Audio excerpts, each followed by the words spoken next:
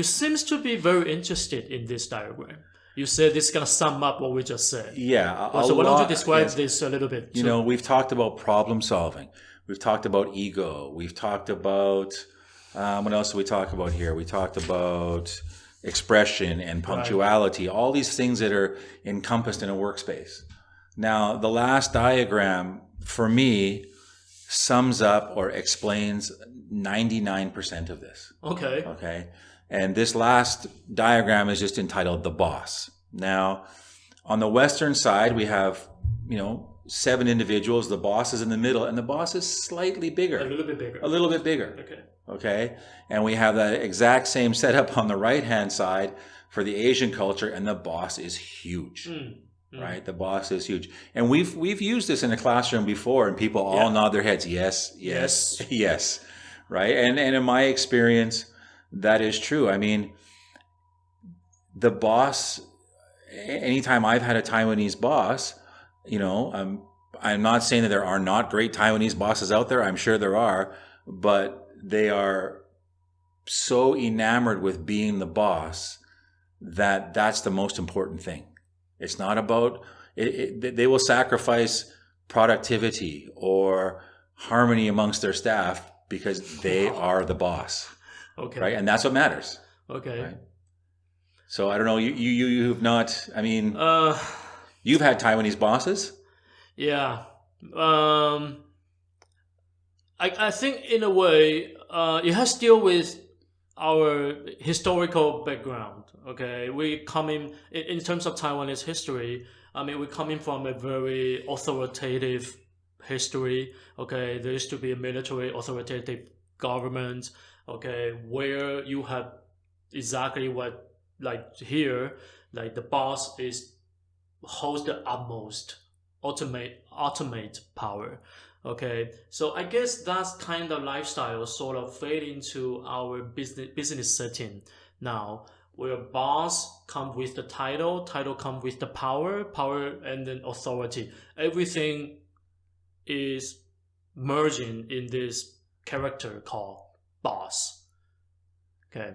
Yes. Now, what would be we're looking at a work perspective of foreigners and Eastern and Western people working together.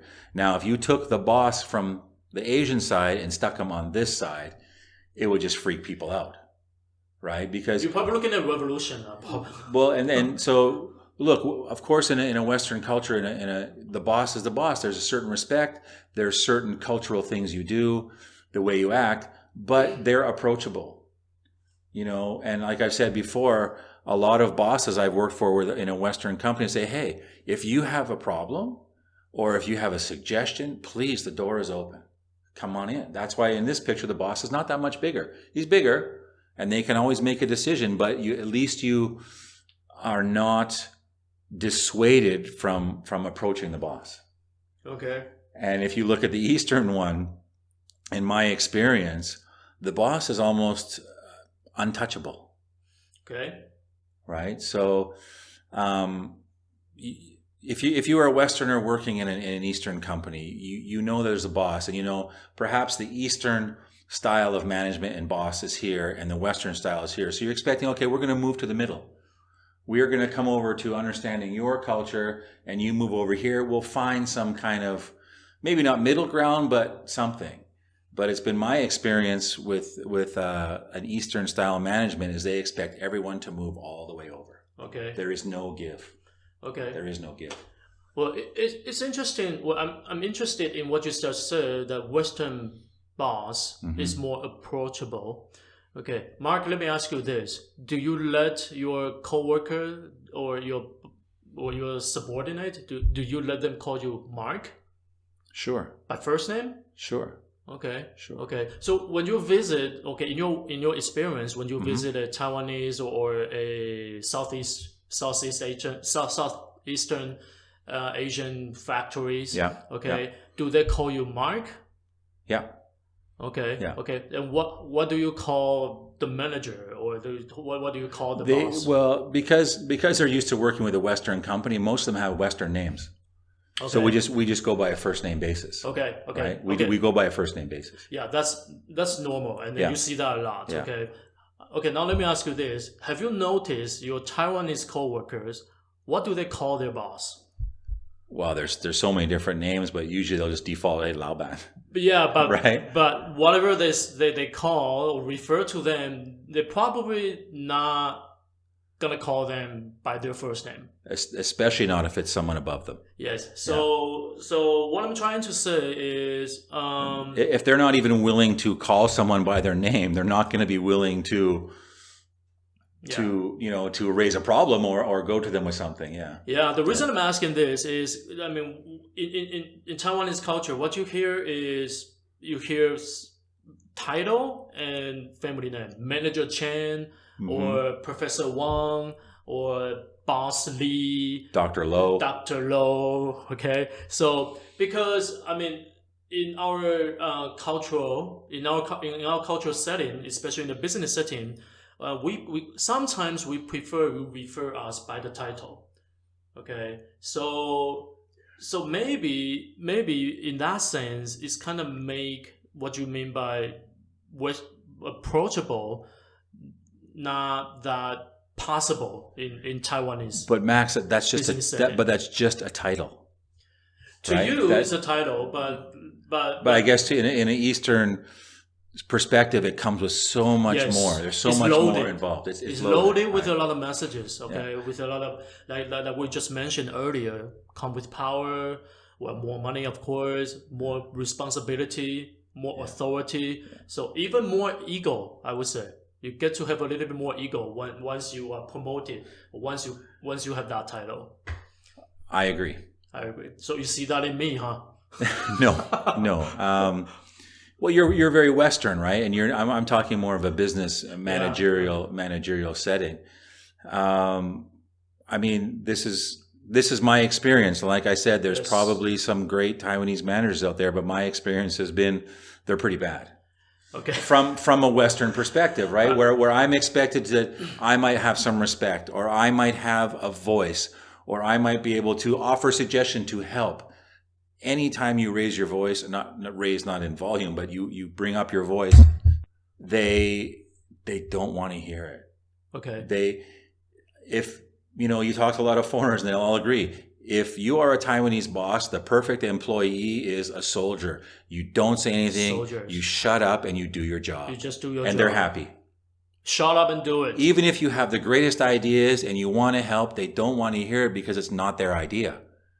The boss being the boss is so important. Yeah. Showing you're the boss, making every single decision is extremely, extremely important. Okay. Well, Mark, I'm sorry that you have most of your working experience with the Taiwanese bosses are bad experiences. But like you just said, I'm sure there are nice bosses out there in Taiwan. But to be fair, what I see in Taiwanese industry is to better the work performance, we found that this Western approach, does increase and does counteract the weaknesses we have in our culture. So more and more companies in Taiwan are getting more and more westernized, or you can say they are trying to adopt this kind of Western working culture here. Well, I do hope that someday you can. I feel really bad because I did have a fantastic Taiwanese boss. Okay. And it just came Tell to me. us about him or her. I worked in the bicycle industry for a while. And it was a Taiwanese-owned manufacturing company. And the boss was half Japanese, half Taiwanese. Oh, cool. His name was Katsuhiko. And he was fantastic. Okay. As far as dealing with me, he was very much willing to see a Western perspective and very much willing to talk and sit down. He was a very, very kind man. The only thing that sort of I saw him standing in his way was sort of the boss ego thing came out. Wasn't with me. It was with other customers and things like that. He got very, very sensitive when someone tried to suggest a different way to do something. But with me, he was great. Yeah. Okay. He was very good. it took you almost an hour for you to come I up could- with a nice it was a boss while in ago. Taiwan. No, it was a while ago. It was a while ago for sure. Right. Okay. Well, I think we're gonna stop right here. But before we let you go, Mark has offered a lot, share with us a lot of his experiences today. I have another one for you. Okay, let's go. Now, this one to show you that it goes both ways. Okay, there are positive and negatives to both of these things. If you are the boss and you're only slightly above everybody, that could cause a problem for efficiency. If everyone feels free to come see you all the time, sometimes it's tough for decisions to get pushed through because everybody wants to have their say. Whereas in an Eastern system, you say something, it gets done. Right or wrong, it's efficient. Okay, it's very, very efficient to get things done. Now, my first sort of high-level managerial position, I was in an American company, but all my subordinates were Taiwanese. Okay. So I didn't have any experience dealing with managing Taiwanese staff. So I thought, okay, I'm going to rely on my Western experience, and I am going to be very open. I'm going to be very receptive to their ideas and their suggestions. So that was my mindset going into our first meeting. Okay. And what happened? Well, I can't remember the problem, but there were some issues we had to work out. And I said, okay, you guys all have more experience than I do. Tell me your ideas. They were silent. And I'm thinking to myself, I'm doing a great job here. You know, I'm being very open. I'm being very nice. And it was silent. And I'm like, okay, great. No one's got anything to say. I guess we'll chat again tomorrow. And I can't remember who it was in the company I talked to later. They said, you can't do that. You cannot do that as a boss. You have to tell people what to do. Taiwanese people are expected. You are the boss. You have knowledge. Tell us what to do. And I lost a lot of respect. Where I thought I was gaining respect by giving them the power to talk to me, You were losing face. I lost face because I didn't tell them what to do. And so I learned I have to be assertive as managing Taiwanese people. I can't be always asking for suggestions. I have to be the one laying out the orders. So, and I thought I was doing a good job, and it totally backfired. Right. Well, I mean, that was my naivety in my managerial experience. I wasn't experienced something enough from it. For sure. Yeah, for sure. I understand what was probably going on in your team's mind. Okay, what, my boss? He doesn't know anything. Yeah, and then we're gonna end up doing all the job. But you have to remember, from my experience, when as an employee, if our boss said it, like, oh, that's a great boss. You know, he's willing to listen. Where in this culture is completely different. That's how you can see things can be misconstrued, right? There could be problems.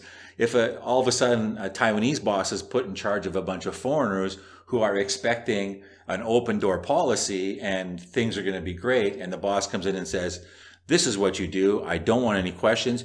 Go get it done. There's going to be this similar revolt in a different perspective. Well, I guess that brings us to the importance of having this cross-cultural mobility and cross-cultural knowledge or proficiency. You need to understand both of this so that, because you have no idea, because right now we're living in a very globalized world or globalized economy right now. I mean, you might have all kinds of different people on your team. Okay, you might have Asians, Westerners. Okay, so and someday you're gonna become a boss. You're gonna be in that managerial position. You need to have all this in your repertoire so that you know how to manage in a cross-cultural business setting. Okay. Let me offer a suggestion. If you are ever in this situation where you are going to a company that's managed by someone from a different culture, or you are starting to manage people from a different culture, seek help. Go ask people who've been there. Go ask, hey, what are some do's and some don'ts? Because you don't know everything. Okay. I mean, I learned trial by fire. I made a huge mistake. Trial by fire. And I learned pretty quickly. It took me a long time to recover. Yeah. But knowing that now, the best way is like talk to people first, right? Talk to people. Okay, what's the culture here? What's the boss like? That kind of stuff. And learn from your mistakes. Sure. Okay. Well, that's a very good advice, and then that's something for you to take away from our episode today. Okay. We're gonna come back for more, so stay tuned. Okay. We'll see you again next time. Bye bye. All right. Have a good week.